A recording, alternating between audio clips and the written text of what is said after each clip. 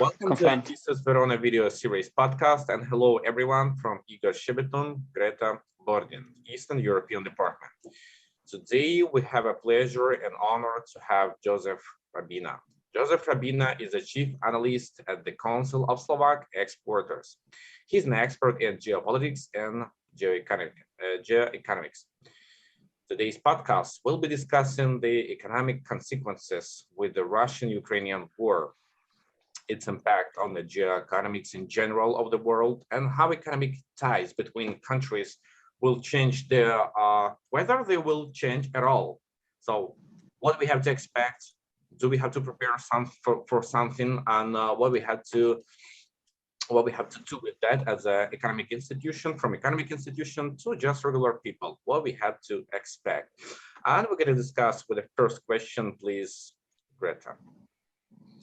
Okay, so as a first question, we would like to know something more general to set the geoeconomical and also geopolitical context of the Russian-Ukrainian war. And so it will be, how has the global economy changed since the start of the Russian-Ukrainian war, and what could be the consequences or the implications of that? So first of all, thank you for inviting me and for having me today, and thank you for your question.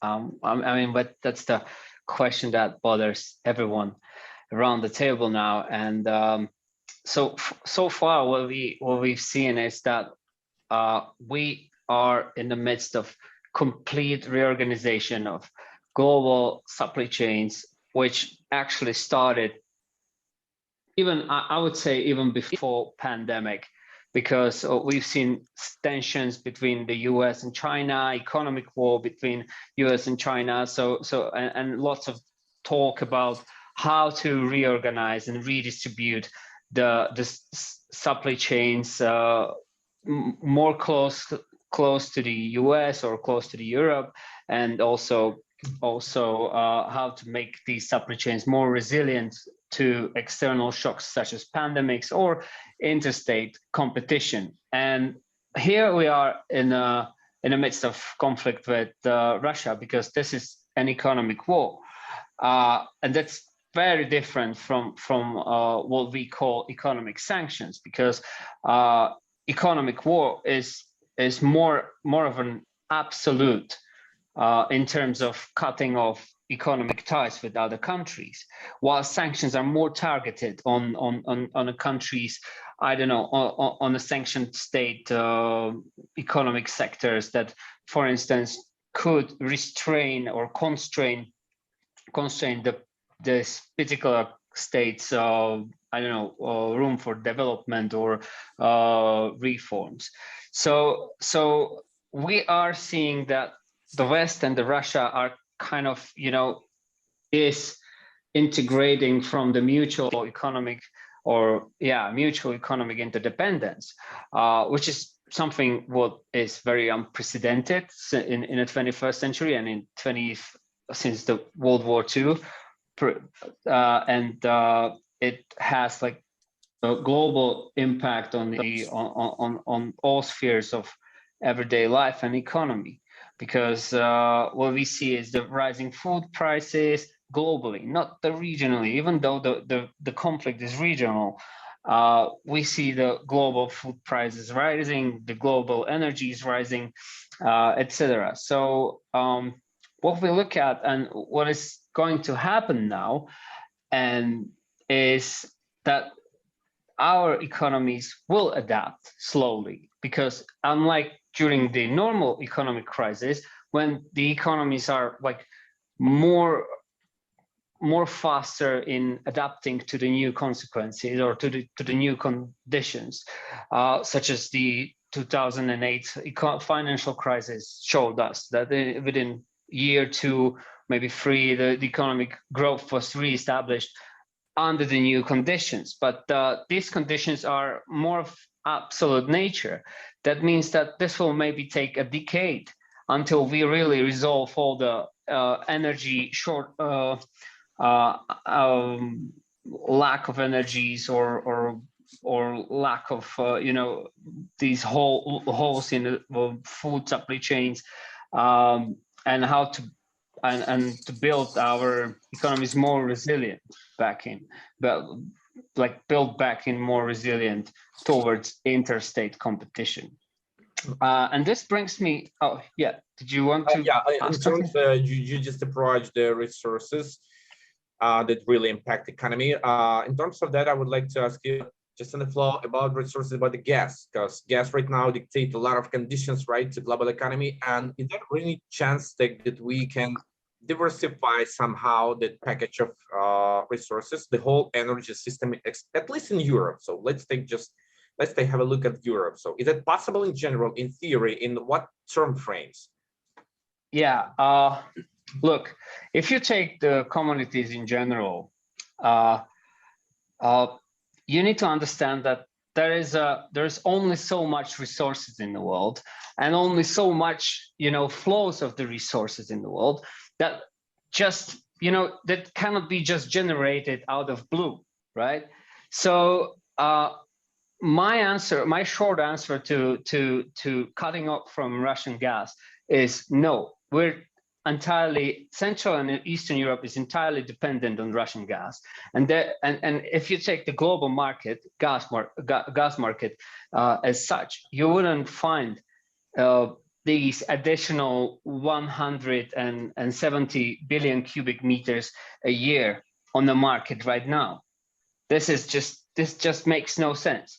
That's why I don't think that this is going to be easily to pass in the European on the European level, because whilst in the West the countries aren't dependent on Russian gas because they are importing US or Qatar LNG, but on the other hand, the Eastern European countries and Central European countries are entirely dependent on this gas. This is there's an interesting case now that Ukraine claimed that it will resupply through Bulgaria and Turkey its missing gas supplies, that they will resupply through the Russian pipeline. The same gas, right? Yeah, it's the same gas, and this is another issue. There's also issue with oil. We already witnessed that after US and UK embargoed Russian oil, Russians were just rebranding their oil in Greece and sending tankers with their oil to the US and to the Great Britain, because they also are caught in this trap of high energy prices. We see it all across the US. So this is something that is very, it is the price of the economic war with Russia. I don't see a way out of mutual interdependence on the gas supplies, because if you take in consideration these supply routes from Yamal Peninsula, this is something very unique in terms of interstate economic exchange, because this network of pipelines has been built for several decades, and the amount of gas that is being extracted in Yamal and is just bound for Europe.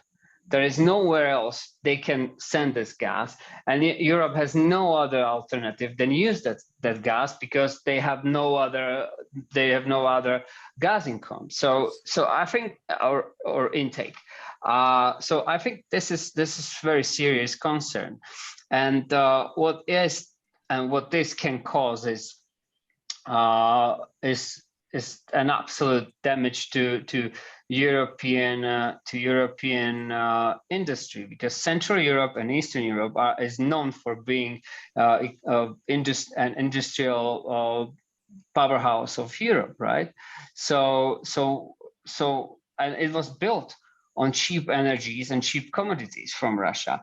But at the same time, you need to understand the fact that Europe alone isn't self-sustaining in terms of internal markets. So we are dependent on exports. But once our products will be too expensive, then our products won't be competitive on the external markets, on the global markets, and this will cause lots of damage to our economies as well. But I must say that the biggest issue here is the market with energy commodities, because what we've seen before the war is that the Russians they actually influenced the energy prices before the war, but we allowed them to, because first of all we're buying, besides we're buying gas on a bilateral contracts. Then there is a stock exchange or gas exchange that actually kind of leverages differences in consumption, and this just works as a basic stock exchange on the basic market principles. And once the storages in Europe were empty, and Gazprom there were no plans of Gazprom to send gas through the pipelines to the Europe. It started to cause panic on the markets, and that rose the prices of gas, and it created a fertile ground for Russia to compensate the revenues for sanctions. That's the first and foremost, and create the chaos on the energy markets. So the European countries cannot find a consensus on the anti-Russian sanctions, which actually has been found, this consensus. And I think Russians themselves were quite surprised by European unity. On the other hand, but in the end of the day is the question why we have rented our gas storages to the Russian companies that are actually also supplying us with the gas. So we kind of enabled them to make speculations on our markets, and it is a strategic commodity we're talking about. We're not talking about rice. Even the rice would be a problem. It is a problem today. Food prices are also rising, also in relation to the energy pricing, because these two are interrelated. But I mean, how come this can happen on an independent market? I still cannot wrap my head around this. And the other issue, which I feel that it hasn't been tackled, is that we shouldn't be doing business with energies as a strategic commodities in Europe. It's not a business. It's the condition or precondition of our survival here. And now we see that, and nobody is doing anything about that. We still continue doing business as usual, and the prices are still up. So yeah, 100%. But what about the statement that US did, so they can easily refill all these needs, like by the tankers, so they can deliver that? Is it about the prices, or actually, as far as I understand, so it's about the way how to transport that, right? Because need to accept that gas, then divide it between the other countries. So it's pretty difficult. It has not built yet, right? That system. Yeah. I don't know. Not just from concept in general, but like the whole network, from prices, from acceptance, abilities, right, and divided between other users. So it's basically impossible, right? So they just kind of like speculate on that topic, or in general, maybe in the future, possible. You've made a right point. There is no such infrastructure that would allow us to import this amount of liquefied gas and distribute it amongst the single European countries, because there's a lot of infrastructure in Western Europe, but there's no connection between the Western Europe and the Central Europe in terms of pipelines. Central European countries such as Poland, Czech, Slovakia, or Latvia are doing their best to kind of build that infrastructure to keep up. But I still kind of, if you look at the numbers and number of actually the LNG terminals, which is the whole another story, because one is the pipeline infrastructure, and then there's the other issue, which is the infrastructure of LNG terminals that have only limited capacity of accepting or importing the gas. So and processing the gas, because the LNG terminal is based on processing or gasification of the liquefied gas, right? And we don't have these now. We're building them, and this might take a year up to maybe even in the future, right? So it's not 1 to 3 years. So this connection from the Russian gas. Disconnection or disintegration from the joint Russian joint energy market with Russia in terms of gas is quite of a midterm future than the short-term future. Yeah. But this goes both ways, because Russians have no infrastructure that would kind of diversify their flows of gas, so they cannot. It's exactly what I was about to ask. yeah. Exactly what I was about to ask. Yeah, because as we know, I mean, Russia is stuck in this game as well, because it has no infrastructure, for example, to redirect all the gas flow into Asia, into the Asian market, at least in the near future, right? Exactly. There is only Power of Siberia 1 that I believe has capacity of transporting approximately something around 38 billion cubic meters of gas per year, whilst it's not fully operational yet, or it's not fully loaded, to use such term. There's plan for Power of Siberia 2, but this will make 70 billion of cubic meters per year. That's not as much as the Russians would need to sell, even though the high prices of energy commodities are compensating Russians' revenue. So I mean, we'll see how this turns out. My only fear is that this oil and this all spare energies are going to be sold on the black or on the gray markets anyway, and we'll be buying them, as a reserves, and Russians will be making money out of it anyway.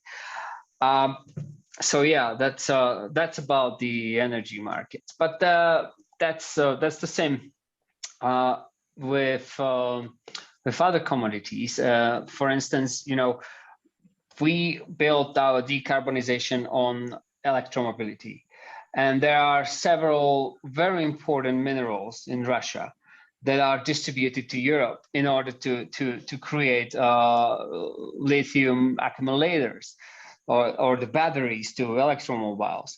And these minerals, they can be found elsewhere, but once we stop doing business with Russia entirely, for instance, if we cut Russia from SWIFT entirely, we cannot do business with Russia anymore, because we just cut them from the international, I'd say, bank transaction system, right? Because of the sanctions, right? Yeah. I may have another question. Maybe it's a kind of like follow-up question related to Europe, since we were talking about this case study of Europe. So you said it's impossible to put an embargo on energy resources because we are too much interdependent economically one with the other, and so many sanctions have been already put against Russia so as to try to stop this conflict. So my question is, what could be done more economically if we are stuck, as said, in this game of interdependence? Well, that's the thing. We need to reorganize. That's all we need to do. I mean, look, we're in an economic war, so it means an absolute end of economic ties between Russia and the West. I think that there will be some exceptions, but we should take this as a new reality. So we'll be living divided on the same continent. I cannot imagine that. You cannot imagine that, because we've been brought we've been brought about to the world where this wasn't a norm. But this is a new norm, because what we're seeing is a multipolarization of the international system, and we're at par, or we're in direct confrontation with Russia. So what that would imply, and what more can be done, is to first of all, what would be the end game? I mean, do we want to coerce Russia to behave differently? Then I don't think that the economic pressure would work. That's what we know from the historical case studies. We know that the sanctions have like three major functions. First is to signal a sanction state that his behavior is in conflict with international norms. Second is constrain access to strategic commodities, technologies, and thereby to limit an ability to develop or reform of the misbehaving state. And the third is coerce an actor to change his behavior, change his behavior. But we've seen for many times in the history, Cuba, North Korea, Iran, Venezuela, that this doesn't work. Russia after annexation of Crimea, these states just kind of tend to survive. They adapt to the sanctions, and what's worse, the populations in these states do not see their regimes as the primary cause of the sanctions. They see the ones who imposed the sanctions as their enemies. So they tend to rally behind the leader, behind the regime, and they tend to hate the counterpart. This is happening in Russia now. Since 2014, I spent 3 years in Russia since 2017 till 2020, and I've seen how this was developing with more and more pressure on the Russian regime, and I've seen that the new generation of people in Russia was genuinely understanding that the West is not something that they want to belong to. They were openly against the liberal values we represent in the West, right? I mean, they were openly against democracy. They do not care about civil society, etc. I mean, to a certain extent. And with these kind of sanctions, this will just intensify and foster the social shifts in Russian society to more authoritarian thinking. So I mean so we shouldn't be hoping for change of Russian behavior in Ukraine. I think the war will go on. And it will go on for as long as one of the sides will be completely exhausted. I'm not talking about the Ukraine. I'm talking about the West of Russia, because West is throwing a significant amount of resources on Ukraine, and it is also overextended globally. It means that we are also trying to contain China and Russia at the same time, and there is a most common cause of empire collapses over the course of history, and this is overextension of power. So this is what caused the collapse of Soviet Union. This was a phenomenon that caused the collapse of the Habsburg Empire, etc., etc. And we're on the right track to do so, and we're seeing economic crisis now, which is also induced by Russia, because Russia introduced bans on fertilizers exports, which created tensions on not only on the markets with fertilizers, but also on the food markets. Also, the Ukraine as a fifth largest exporters of grain, largest exporter of seed oils, etc., and one of the major contributors to the UN food program is unable to export its goods to the countries such as Egypt, Lebanon. And this is also causing tensions there. So, and these tensions are also projecting to the West, because once these tensions start to rise in the tin pot nations, or in the nations that are in our close proximities, this will create pressure on political pressure or immigrational pressure, or disruptions of supply chains, or other forms of pressures on the West as well. Also increased food prices is something that bothers us too. I've seen a chart today, and the Central Europe is witnessing food prices hikes on the rate of, I think it's 16 to 20% annually. So I mean, this is something that will project to the political instabilities in Central and Eastern Europe, because these countries are the poorest ones in the EU. There is less buffer between the wages and costs of living. So I think we should be very cautious, because these things are just yet another consequences of an economic war with Russia. Yeah, 100%. You're definitely right. Let's hope that all the economic circumstances forced Russia to stop that aggressions towards Ukraine. Basically, we gonna say it's actual war, because I can't find another definition for that. So it's actual war. So I hope they're gonna think about that, and maybe they're gonna change their mind in the nearest future. So the economy will be diversified somehow, and all that pressure sanctions will work eventually. But thank you for being with us. Thank you for helping us exploring that topic, because economy is a huge part of our life. Basically, we rely on economy. It's not just resources for aggression, but also resources for just regular people to alive, right? To be alive. Yeah, thank you for being with us again. I hope see you again in our ITSS Verona series podcast. It was really a pleasure to talk to you. Thank you for your expertise. Thank you for inviting me, and have a nice day.